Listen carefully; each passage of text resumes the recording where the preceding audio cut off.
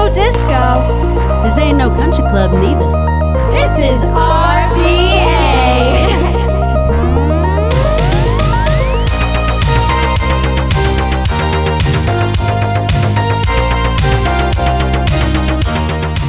Hello again, everyone. Welcome back. It's been a short little break this time. I believe we're on season 2, episode 10 Yes. of Oh Lala in the dungeon. And we are really excited for this episode. We're interviewing someone that I really admire, a local Richmonder. An extra special guest. Yes, very, very talented musician perhaps, but we'll leave it there. Of course, Big Daddy will be dropping it on us. And today I'm going to be talking about the infamous Stanley Cup. And then we'll, of course, be giving you guys our restaurant recommendations, etc. So let's kick it off. What you been up to? I went to Miami, bitch.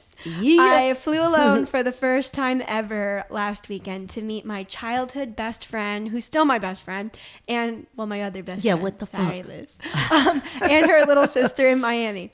It was my first time at the Richmond airport, and I have to say, compared to Miami and LaGuardia, Richmond Airport's really nice, especially the bathrooms. It's so clean. Because no one's in there.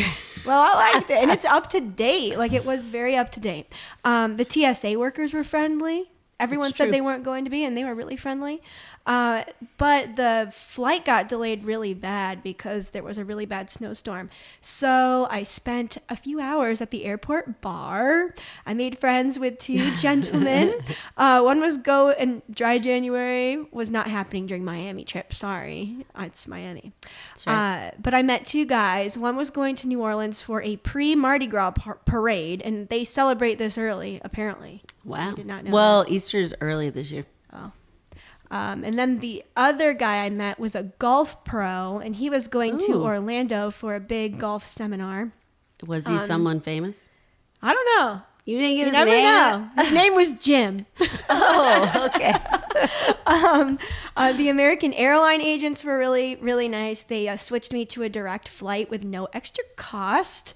I got a window seat. We went to a bar called Baby Jane's. We mingled with some British guys that were really funny. Maybe they were joking and actually weren't British. I don't know. We laid out on the beach in perfect weather. I got $80 crab legs. So expensive. We went to the fanciest restaurant of my life called Sexy Fish. We were on the list, and we got let in by a rope gate and a bouncer. How I felt fancy. like a celebrity. It was so fun. I definitely want to go back. That's all I've done. Nice. I was going to say, we really haven't done that much since we just recorded last week. But let's see, what have we been up to? Trying to stay healthy, failing a little bit at the dry January. It's more of a damp January, as I said last time. And I've been staying dry. I'm pure. Good for you. You're a Puritan. I know. He's actually drinking non-alcoholic beer. I'm like, that's going kind of It's surprisingly not O'Toole, bad. whatever it It's the taste. No, is, he's fine. He's from some O'Toole's. IPAs. Yeah, IPAs, hazy IPAs. They're pretty good. But we also signed up for 2 races. We'll be doing the Hilltopper 5K and the Monument Avenue 10K. I need to sign up for that. Yep. I had a vegetarian dinner over at my dad's house. So we're just getting ready for vegetarian week. What? That's a thing. Oh, all the restaurants I guess are I'll doing that around here. Went to Williamsburg with my mom, got some new running shoes. Woohoo. And then we're actually going to River City Roll tomorrow night to hear the Atkinsons and Exit 38. Olivia will be up there with us. So Is it time to introduce our esteemed guest? I think so. All right, I'm really excited about this one. Today's guest is someone whose vocals completely blew me away last summer at RVA's River Rock Music Festival. We are joined today by Erin from RVA's Erin The Wildfire. The band started out as 4 college friends in Charlottesville, Virginia, making music just for the fun of it.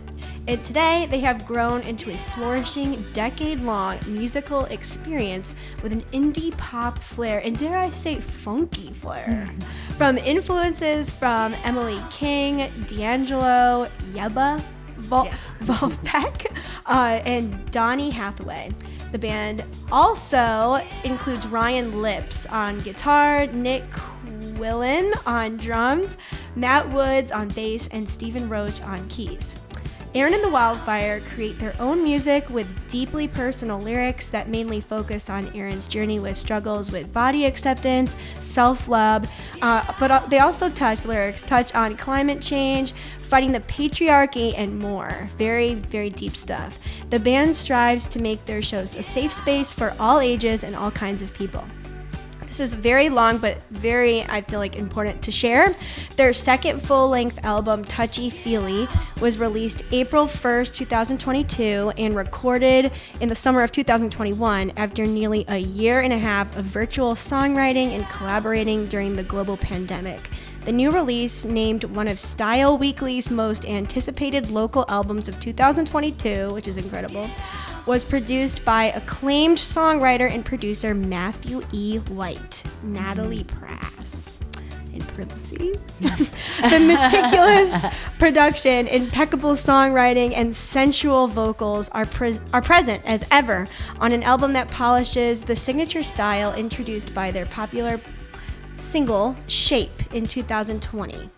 Erin The Wildfire have also made appearances at some of the largest festivals on the East Coast, including Suwannee Rising, hopefully I said that right, Lock-In, Floyd Fest, which is my favorite festival on earth. It's so cool. CMJ, Rooster Walk, and more. In 2019, Garrett Woodward for Rolling Stone cited Lunsford's vocals, which is Erin Lunsford, as the peak moment of Floyd Fest's 2019 Buffalo Mountain Jam riding. Last thing. The jam reached its peak when Erin Lunsford of Erin The Wildfire howled into the heavens. So without further ado, let us welcome Erin. Hello. Yay! It's a very long intro. Oh, that's okay. I appreciate that. Thanks for having me. Welcome to the show. We're so excited. Thanks, y'all. Yeah, and awesome pronunciations of everything. You were Cool. like glancing at me, but they were all spot on. Nice. Most That is excellent. an unusual thing for me. I usually butcher everything. Oh, it's perfect. Okay, first question. Are you from Richmond? If not, where?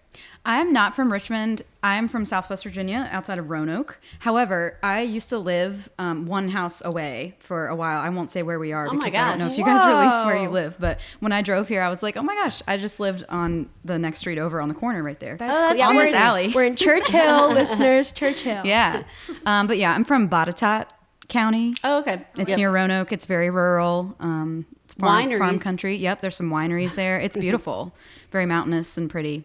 That's cool. I love hearing where different Richmonders are from. Yeah, where are you from since you've only been to the Richmond airport one time? I'm from upstate New York. Okay, so how long have you been here? 7 years. Okay. Yeah, I Well, love Richmond. How have you not been to the airport?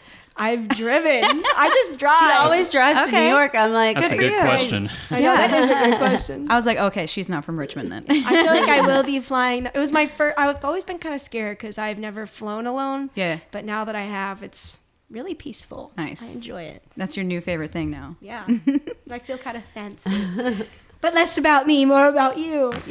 So when did your love for music begin? Like what age? How did it start? Great question. My family is super into bluegrass music, so I grew up playing guitar, flat picking guitar, and banjo, and we would play together at family gatherings. And my mom is a guitar teacher, so I grew up playing with her and singing with her. And then when I was in high school, she let me kind of join her for a little duo thing. So we would play weekend nights in downtown Roanoke and hit the open mics. And eventually we got some paid gigs, which were very fun. And then when I got into college, I branched out on my own, did my own songwriting, and the band formed and kind of whirlwind into where we are now. That's really cool. How did you, I'm sorry, Liz, but how did you meet your bandmates in college? We met through a student recording group, which I think is now called U Records, which is a lovely name because it was at UVA. But then it had this mouthful of a name called All Upon Ya, like all up on you. But it was spelled with an O. Nobody ever understood what it was. That's pretty clever. Yeah, it was. I really liked it. And the first time I auditioned for them, I called my dad and I said, "Dad, I just auditioned for this group. It's Olaponia." And he was like, "Erin, it's all up on ya." Like as soon as I said it, he got it. And I was like, "Oh man, I'm an idiot." But anyways, we were all a part of this student recording group. We would put out music every semester. We held concerts and stuff like that. So I was the president of it for a couple years. So I was auditioning people to be a part of it. And my bandmates came through that way. They all auditioned and I was like, hey, you're great. We should make music together. That's so cool. So you were like the organizer of your band. Like you pulled them all together. Yes. That's really interesting. Yeah. Were you a music major or? I was a music major. I was gonna do pre-med, so I did all the pre-med prerequisites, and then I also did psychology and music. That's a lot. And you were the president of the group or the. Yeah, I was real type A back then. I'm still type A. I don't know why I said it like that. I'm like, can you give me a little bit of that? It's wearing off, so I wish I had more of it these days. A lot of energy. Mm-hmm. Was it while you were in college that you realized you wanted to pursue music professionally, or was it like a slowly, like you kind of fell into it, or? I've always felt pulled to music, but there was a time when I thought maybe I would try to do something that was more lucrative. Music is not the most lucrative yet. Medicine? No, it is Fingers not. crossed. And it's never been. I mean, just for musicians in general. It's tough, yeah. Any kind of independent artist. Shouts out to all of those. But yeah, I worked in a psychology lab for a couple years after I graduated, and it was a little bit soul-sucking. And also that was when the band was really coming together and we were clicking and writing great music, and I just felt called towards it. I feel so happy and so fulfilled making music and connecting with others through the music. It's like, I can't imagine doing anything else. Do you do music full time now? Yeah. So when did you quit your day job? Yeah. Well, I still have day jobs. Oh, okay. Quote unquote. But it's still all music though. But I guess I quit the psychology lab in 2013 or 14, something like that. And since then, I picked up a job in I worked in Charlottesville and lived there for 10 years until 2018. I moved to Richmond. And I was working at a jewelry store in the downtown mall. And then I started my own voice teaching business. And that's still what I do to supplement the performance. Oh, cool. That's awesome. So that's what I was doing right before I got here. If my voice sounds warm, it's because I've been singing all day. You actually sound very crisp. I was like, God, her voice sounds good. really good. Yeah, I was going to comment. You have a good speaking voice. Yes. Oh, thanks, guys. I really appreciate it. Incredible music. Oh my gosh. Thank you. So beautiful, your voice. Did you ever think that your band would come as far as you have? Yes, and I expect more. I want us to like go. that. I want us to go way farther. That's the type A personality, right? Yeah, I guess so. I just want to keep pushing and keep growing. I was talking to them a couple years ago when we were playing a lot before the pandemic in 2019. We had a lot of touring that year, released some music that year, and it felt like really steady, nice upward progress and growth. And I was like, I could do this forever. If it feels like we're growing, pushing ourselves, challenging ourselves, making great music, making great art, I want to do this for the rest of my life, you know? And things have not been the same since then because of the pandemic. Boo. Yeah, boo indeed. But yeah, I was hoping we'd be here, and I want to see us go further. That's so cool. That's amazing. What's the farthest place you've played away from home? We've played Maine and we've played Florida, so maybe those are equidistant from here.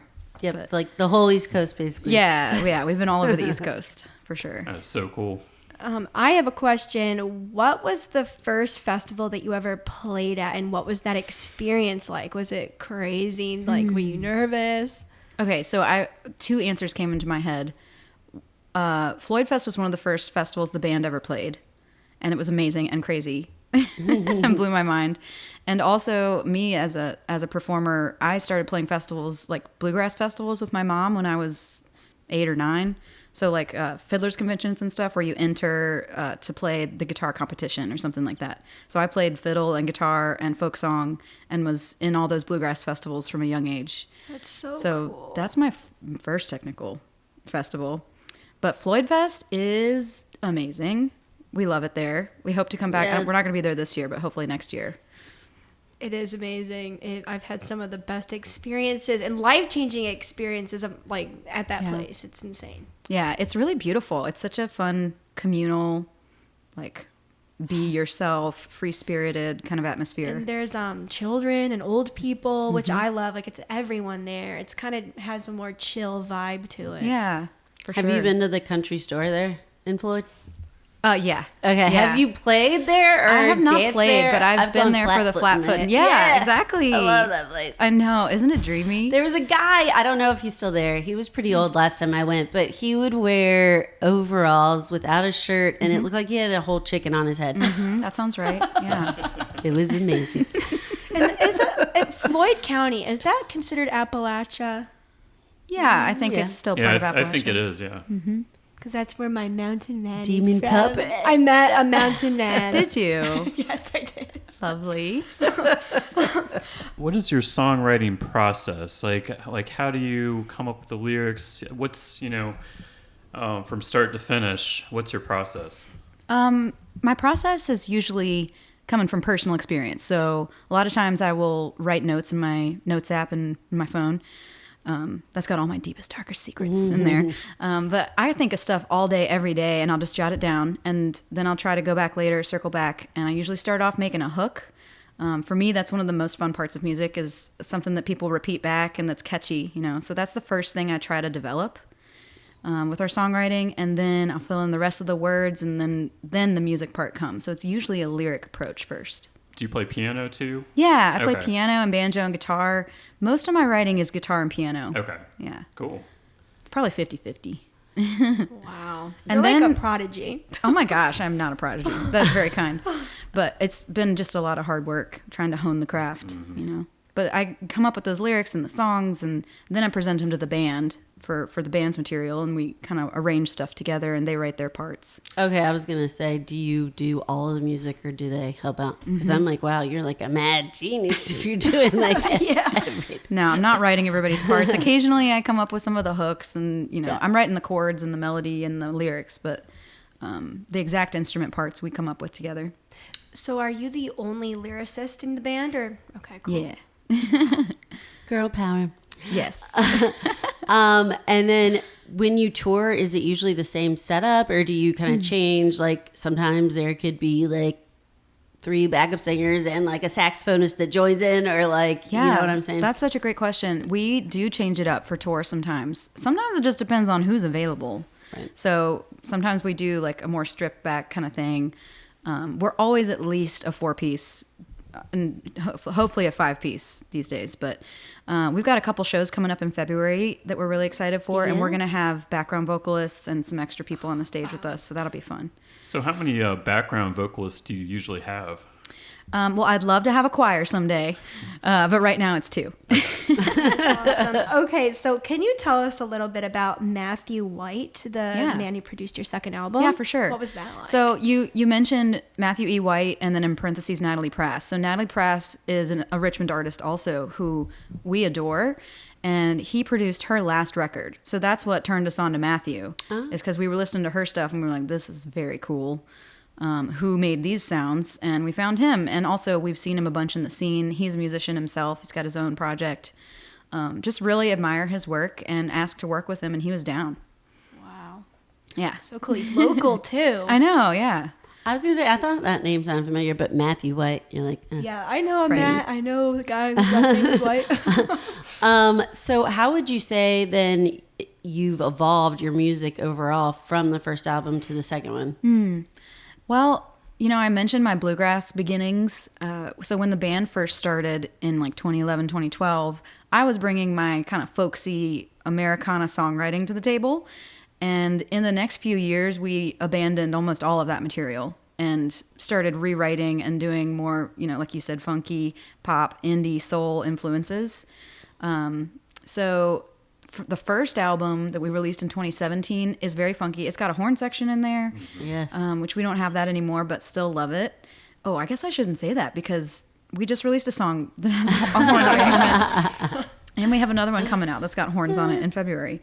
But we don't travel with a horn or, section I love some anymore. brass. Yeah, me too. Isn't it so fun? It is. It's like the energy. But yeah, these days I'm just writing so much pop music, and it's where I love it. I'm just loving where the music is sitting in that kind of genre for the band. So can't quit it yet, I guess. Right? How did you all wind up in Richmond? Because you said that you were from Charlottesville. Is that what it said? Yeah. Yeah. YEBBA. Yeah. So Charlottesville just started to feel like a small pond, and we were needing a new keyboardist, and we just kept pulling people from Richmond over and over again. And also, on a personal note, I think I dated everyone that lived there, so I was just trying to find a bigger dating pool. This one's not much better. Well, I found a fish, so I'm sticking with good. him for now. But yeah, we were just looking for a more challenging scene, and we also wanted to be in a place that had music that was similar to ours. So there's people here that we really admire, and we've gotten to grow from learning from them and playing with them and being challenged by the size of the scene as well. So you all like decided together as a band to move to Richmond? That is so awesome. Yeah, our guitarist is still in Charlottesville. He's actually in grad school at UVA right now. That's a commute. Yeah, Just come that's back to a commute. Richmond. You're gonna blow up. Okay. Transfer to U of R. Yeah. Here's one that I really want to know. Do you ever play like small local Richmond gigs? All the time. Yeah. Have I never seen you? Because we're just now becoming best friends, and now I'm going to push all of my shows on you. But no, just last week I play solo a lot more in Richmond than the band does. But I played a songwriter night at Sefton Coffee. Have you ever heard of that place? It's pretty new. But it was sold out. It was amazing. It was such a sweet venue, and I shared the night with another songwriter and played all my new stuff. So it was kind of vulnerable, but it was really fun. Yeah, I saw that you're playing at the National in February. Yeah. I think it's February 19th. Yes. You got it. So, And then Raleigh, which is where Matt went to school. Oh, nice. yeah, I went to NC State. Sweet. So. The next Nice night. place. So. Yeah. We are so excited for those. Those are big shows for us because we're opening for our friends, Sammy Ray and the Friends. Incredible band from New York City. And they've got the horn section and the background vocals. And, you know, they're a really big project, and they're so good. It's so much fun. So really honored to be on those shows. I know. Hopefully we can make it to that one. Yeah. This is totally random, but at Floyd Fest 19, did you meet Casey Musgraves? Because she was No. there. I did not get to meet her. I watched her show from the audience. What's your favorite song to play, and do you have one that you can't stand, or that like, or does it change? Like, we're actually all have been in bands and stuff, and I know were there's together. ones where I'm like, I never want to sing this song again. Yeah. Damn it. We do have some from back in the catalog that I could never play again, and that would be fine with me. It's interesting being in the group. There's 5 of us, and we all have strong opinions, which is why I adore them. But also, our opinions are often not aligned in terms of what songs we should bring back that- to life. That can be difficult sometimes. Band drama. People with strong opinions, you know, trying to work things out. Yes. It sounds like you guys know something about that. Say it too. Still love you. But yeah, there are definitely songs where I just don't need to touch them ever again. It was like an early evolution of my songwriting, and it can stay, you know, as part In of the our vault. history. Yeah. Yeah, for sure. How old were you when you wrote your first song? I think I was 15. Actually, no, now that I'm saying that, I think I was 11 because I was in our old house. So maybe 11-ish, Wow. something like that. So I've got a question. I was looking on Spotify, and I noticed you. It says Wildfire Records. Do you have your own label? You know, no. That's just a formality on Spotify. They make you list something Okay. for where your songs are coming from. Okay. But no, we are not signed. Still looking. If anybody out there wants to sign us, we're Right. open to it. Call. Yeah. If we could do it, we would. Oh, thanks. Advice for musicians to like go from just doing like very small to like getting to at least like the national level, or, and I mean that as the venue, not nationwide, Yeah. but you know. I know what you meant. Yeah. Gosh, I think there's something to be said for cutting your teeth here in the scene and starting small, playing as much as you can, trying to play with people that you admire and that challenge your musicianship. In Charlottesville, I was fortunate enough to play a lot with Charles Owens, who lives here in Richmond now. He's an amazing saxophonist, multi-instrumentalist, incredible jazz musician. And he kind of took me under his wing when I was in my early 20s and let me play with him a lot. And I would sing and he would play piano. So I got to cut my teeth on a lot of jazz music, but also was being challenged constantly by this beast of a musician. So if I were just starting out again, I would give myself the same advice. If I could play with somebody who's way better than me, That's the way to do it. I'm still trying to do that. I'm trying to write with songwriters who are better than me. I'm trying to play with guitarists who are better, just always trying to push and grow. You're always going to be challenged if, you're always playing with somebody who's better than you. Yeah, absolutely. My dad always used to say, if you're the smartest person in the room or the best, you're in the wrong room. That's right. I love that. Yeah. I never heard it put that way. That's good. It's a good one, Dad. This is totally random, but so do you still take voice lessons? From time to time, yeah, because I think it's important for me as a teacher to be keeping up my own education. Yeah, keep working on yourself. That's right. So guys, why don't we switch things up here and play a track from the last album, which was released in 2022, called Touchy Feely, and the name of that track is Ray of Sunshine. So here it is.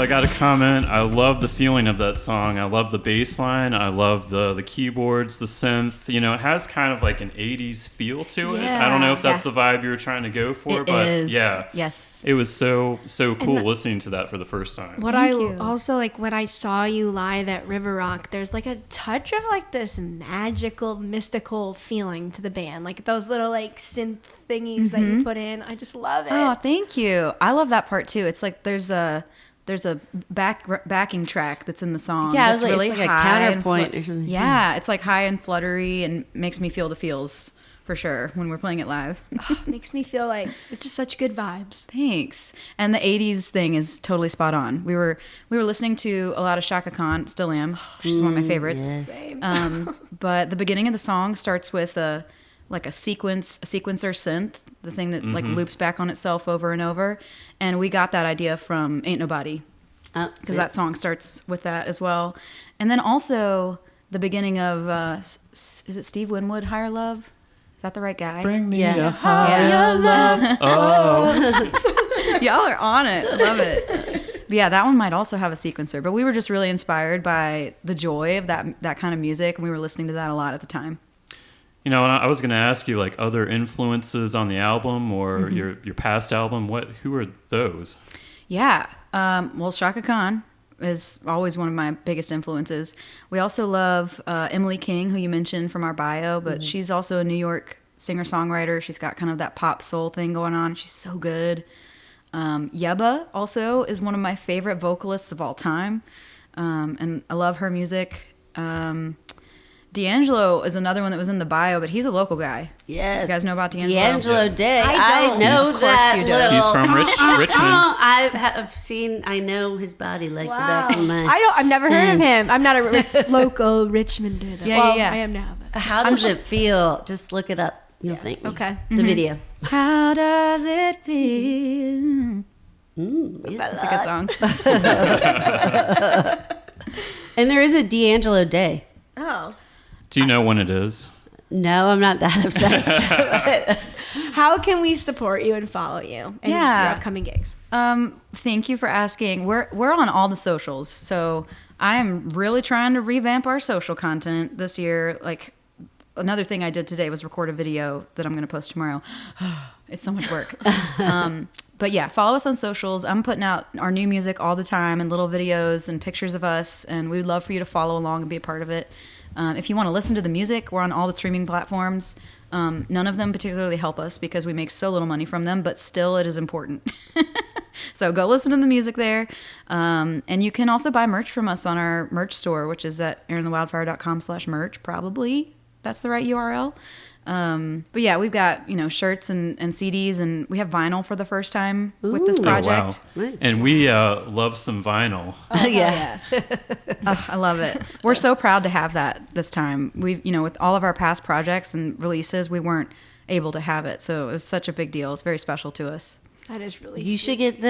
should give them some vinyl for Fanboy, that new place. Oh yeah, I've That heard plays about all that the spot. vinyl? Yeah, that's a great idea. Very smart. Elizabeth, Chock full of them. you're so smart. Yeah, our socials are all at Erin and the Wildfire. Our music is on all the streaming places at Erin the Wildfire too. And we talked about Erin the Wildfire a lot, but I also have a solo project, Erin Lunsford. So if you ever want to check that out, it's on Spotify, all the same business. And Erin Lunsford Music is my handle on socials. Okay, Nice. cool. So do you have any upcoming solo gigs? I know we talked about the National in Raleigh for Erin and the Wildfire, but I think my next solo gig is in March, and I'm spacing on it. Go to the you socials. can, yes. We'll link it up. We'll link it up. We'll stalk Thank you. and figure it out. Tell us a little bit more about upcoming music projects you have going on. Yeah, so we just talked about Touchy Feely, which was our last full-length album, came out 2022, and I'm proud to announce that we are about to start releasing singles for our next album. The first one drops on Friday, February 16th, 2024, and it's called Love Songs to Georgia. So it's kind of a little Valentine's theme, but that song started as a joke because I was listening. I love that song. Oh, you know that one? I listened to that one and I was like, that's one of my favorite ones. Oh my God. Thank you. Well, that one is coming out, and that's the one that has a bunch of horns on it, arranged by a Richmond guy named Andrew Randazzo, who's amazing. And it was all recorded at Space Bomb Studios here in Richmond. So we're going to be dropping a single about every 6 weeks this year into 2025. We're trying the singles approach for this next release because algorithms or something, I don't know. I would think that actually tracks because, with everyone just doing downloads now, like it's almost like it's not even like an album-y thing Yeah, it's anymore. like- You know what I mean? It's like the album format is almost obsolete. Yeah, that's true. It does feel that way. Yeah. So we're just trying something new. But yeah, a lot of new music is about to be dropped. So very excited. You can Awesome. pre-save it also. I think the pre-save link comes out this week. So Okay, stay great. tuned. And how do we pre-save? Is that on what kind of a music streaming service is So that? the pre-save link applies to any streaming service. Okay. We'll have it available like on our Instagram, for example, and you click pre-save and then it's like, which service do you want to use? And it'll take you to Apple Music or take you to Spotify and help you pre-save it. Yeah. Awesome. And do you have a name for the upcoming album yet? Not yet. Open to suggestions. Cool. Well, we'll have to. Oh, Lala. Yeah, we'll have to hear the music, more of the music. Yeah. So we'll be listening. All right. Well, actually, let's move on to the funny question. I have one funny question. Amazing. Just, if you were an animal, what would you be and why? If my mom were here, she would say songbird, obviously. 'Cause she calls me songbird. Aw. I want to say dog just because I love dogs so much, but maybe I just have dog brain right now. I was gonna say, are you Smokey the Bear because of the wildfire? Oh man, that's a good one too. Full of jokes. That's actually where the band name originated, though. Oh, really? Yeah. Well, Smokey and the Bandit. Yep. We used backtrack a little bit. We used to be called Erin Lunsford and the Smoky Bandits, which was an awful mouthful of a name. So we revised it in year 3 or so, and we got from Smokey and the Bandit to Smokey the Bear to you can prevent wildfires to Erin and the Wildfire or something. Matt Wood, my bass player, remembers the exact sequence of events way better, but That's yeah, neat. there's something there. That's cool. Erin and the Wildfire does flow a little. Yeah, it's a little better. It's not a word salad, as you would say. Yes, Yeah. yes. Oh, that's funny. Olivia, what would you be? I'm gonna have to say corgi because I think that I'm really tough, but I guess I'm not. I don't know. I just feel like a corgi, and I also want a corgi. So Nice. Maddie? I guess I would be a wolf. because that Is goes. the wolf moon tonight? I'm hungry like the wolf. I'm hungry too. I would either be a dolphin or a seal because I want to be in the ocean. Wow, that's pretty good. Yes, they call me Flipper. All right, well, I think that brings us to a word from our sponsors. Oh, yes. Are you guys in the mood to feel sensual? I'm in the mood. Well, good, Matt, because check out Maya's Belly Dancing, our favorite and only sponsor. Maya is incredible. She's so sweet. She teaches belly dancing, obviously. It's a great place to release your Stress. inhibitions and your stress. You check out the dance schedule and find your ideal class on her website at mayasbellydancing.com, or I can just tell you, on Tuesdays at 6 p.m., there is Belly Dancing Foundations 1. This is where you can start your belly dance journey. It's perfect for beginners. Thursday at 6 p.m., check out Belly Dance Workout Intermediate. This is perfect for dance and fitness enthusiasts with some belly dancing experience. On Saturday at 9:30 a.m., there's Belly Dance Foundations 2. This is where you can elevate your dance skills and your technique. And then on Saturday at 11 a.m., they have Belly Dance Workout All Levels. So this is ideal for everyone, a blend of fitness and belly dance artistry. And I don't have the address, but if you look up mayasbellydancing.com, you will find the new studio address because she recently opened up her own space. Yeah, she it looks no nice. longer does it at the dance space. Or Tangueros. Yeah, or Tangueros. But Hell yeah, Maya. yeah, That's I'll awesome. link it up in the bio as always. Yay. All right, well, then I think it's time for you to drop it on us, Big Daddy. Drop it on us, Daddy. All right, today I'm going to talk about a cultural phenomena, and that is the Stanley Cup. And listeners out there, we have 2 Stanley Cups. Timu. Timu, they're not Stan- Stanley. We're not basic, we're, Matt. we're cheap, They're, all right? they're Fanleys. And we have a Yeti here, and what is the reusable Team Hydro Flask. Hydro Flask? All right. And so, what is the big deal about the Stanley Cup tumbler? Nothing. It is it is officially called the Stanley Adventure Quencher Tumbler. That's a mouthful. It comes in 26 colors, different sizes and finishes, and the most popular version is what's on our table right now, the 40-ounce capacity with a handle and has a straw, and it has a vacuum-sealed metal body to keep in that coolness. It does work. And the speaking of Timu which, ripoff. it'll keep your drink cold for 11 hours. That's my lucky number. Wow. And it'll keep a hot beverage hot for 7 hours. But it costs $45. So go to Wow. Timu and get the dupe for $5. I don't think it's even make $5. your friends fill out a bunch of shit if you want to. Shut up, Elizabeth. and so it didn't all start with the Stanley. The OG is the thermos insulated cup that started back Old school. Old school that started back in the 90s. You have your clean canteens, your Nalgene's, which I have. Like the He-Man thermos. And now what's surprising is Nalgene is popular among the academic circles. So So you're academic?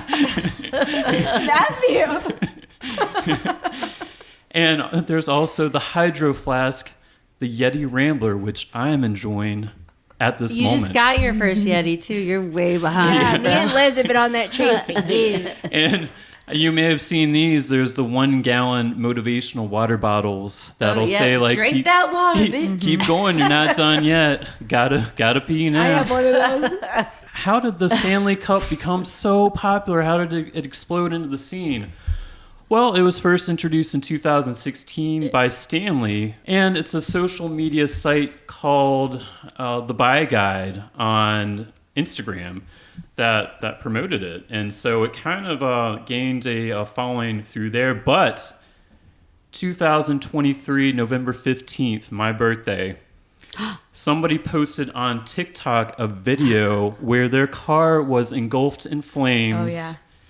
And they reached into the car, the Stanley tumbler survived, and they looked inside, and ice was still in the tumbler. You Incredible. guys, I might like Stanley again. And so she 'Cause your posted car's gonna that. get on fire. She posted that on social media, and Stanley bought her a new car and a new tumbler.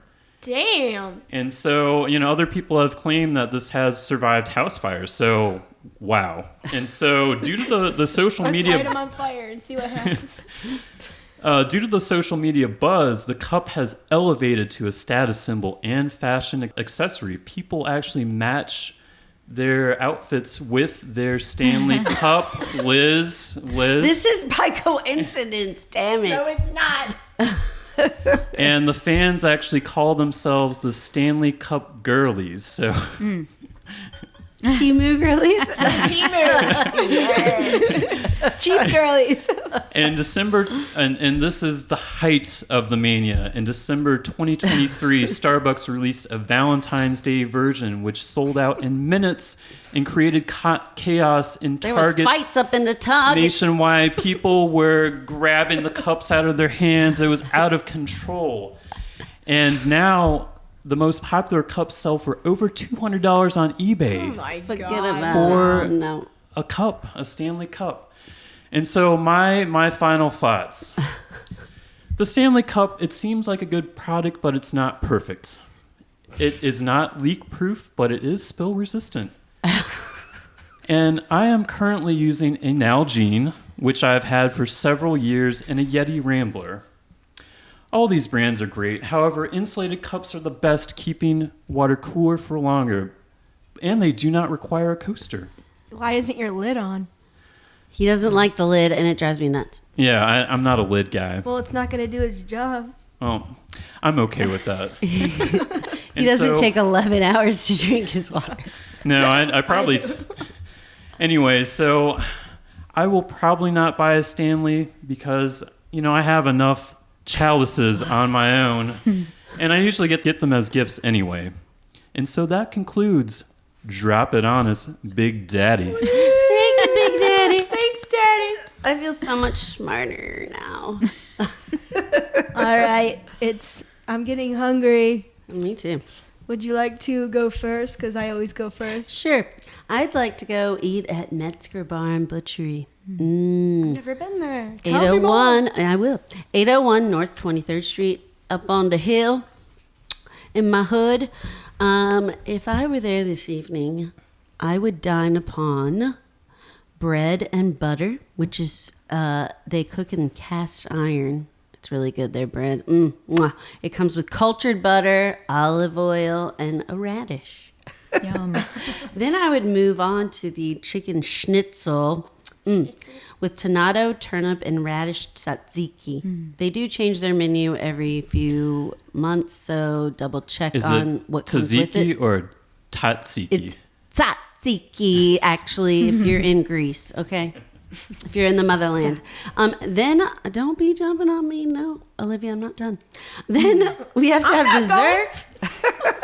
I would have, they now have, it's the mille feuilles for dessert, which is a million layers for my French peeps out there. With sherry poached apples, brown butter whip, and cheddar ice cream. Wait, what's cheddar ice cream? Like cheddar cheese. What? I've So never it's heard like of a that. riff on a like apple pie. So should I make that for Thanksgiving? That would be interesting. I don't know if that would go with the toiki. And for my cocktail, I would have the Lion's Den. I think this would perfectly complement it, which is a brown butter bourbon. Yum. Yum. Allspice, orange, and a little lime. Yes. Check it out. How about you, Olivia? All right, I'm going up next. I want you guys to go to Sabai. It's at 2727 West Broad. It is so cool looking in there. It has like this tiki vibe, and there's an EDM club in the back called the Jungle Room, and a lot of like really good local DJs come there, and not local too, and it's very fun. For an appetizer, I recommend their musu wan, which is fried sweet spicy pork marinated in spices and honey. And then the honey just really balances out the spice. And then for the entree, you can't go wrong with the pad thai. I'll get the pork with it because their pork is so freaking good. Like, you have to get something pork when you go, if you can eat pork, because a lot of people can't. Wash it down with a painkiller. This painkiller is arguably the best one in the entire city. It's so good. It's so good. It's worth it. Oh, you've been? Oh yeah, I go to both those places. Yeah. We've got good taste, guys. And then also the cool thing about their cocktails are they're really adorable. They put like fun flowers and like mermaid stuff Little on it. monkeys in there. Yeah. So that's it. Go. Well, okay. Thank you, Olivia. And the band of the week is, of course, drum roll, Erin and the Wildfire. Once again, please go check them out. The National on February 19th. I think that's President's Day. So hopefully you just sleep in because you don't have to work, and then just mosey to the National. That's right. And the National's so much fun to go to. So that's going to be an exciting gig. Don't they have pizza now too? Have you heard that? I did hear that actually. Yeah. I We've feel had like pizza they there do, before. yeah. I haven't tried it. In the upstairs portion. That's a good Okay. idea. Yeah, they for did the years ago in drunks. the upstairs, so maybe they've changed it. I think you can just order everyone slices at the can bar have it. now. Oh, really? Yeah. Okay. All right. Well, I guess that about wraps it up. Next time we will have another amazing guest, maybe related to the food industry. Oh yes, so excited. But you'll have to listen to find out. So until then, we're shouting out, yes, what? Sabai. And? What else did I mention? The Richmond Airport. Oh my God. And the bathrooms there. The TSA workers. Let's see, Metzger Bar and Butchery, The National. River City Roll, the Atkinsons, Exit 38. Maya's belly dancing. That's Sorry for the right. horrible commercial, Maya, but you know that they know. And of course, once again, Erin and the Wildfire. Thank you so much. guys. Thank you so much for coming on. We really appreciate it. Thank you for having me. Matt, you have any shout outs? Yes, actually, I do have a shout out. Oh my and God. that is to the Riverfront Amphitheater project, which recently broke ground this week, and it will have a 7,500 capacity, which will bring more shows to Richmond. So Sweet. that is Yay. so I'm really awesome. We're excited. finally getting an amphitheater like Yeah, that. I can't wait to see it. And a new place for Erin and the Wildfire Yeah. and Oh, yeah. Erin Lunsford's solo project to play. Yeah, hopefully. Oh my gosh, I'd love to play there. I know, that would be awesome. Dreamy. We could even just hear your voice like floating up Yes. Oh my gosh. Oh, it'd be so fun. That's the same place. It's Browns Island, right? Yeah, it's right next to Browns Island. Okay. Kind of, it's right next to Tredegar, too. the hill. Like where have you been to the folk festival? I'm sure Festival. you've Yeah. been, yeah. Like Yeah. where that back kind of area is. Yeah, it's like an open field right now. All right, guys. We love you. Thank you. Ciao. Bye-bye. All right, and check us out on our Instagram, our Facebook, our TikTok. Like us. Oh, yes. Please. Comment on the show. Please leave us a comment. What can we do better? What do you want to see? What do you like? We need to start drinking again because we cannot keep it Do together. you want us So- talking about Stanleys or Yetis? Do you want us to be drinking or not drinking? Are you pro Timu or pro Shein? I'm both. All right, bye guys. Bye.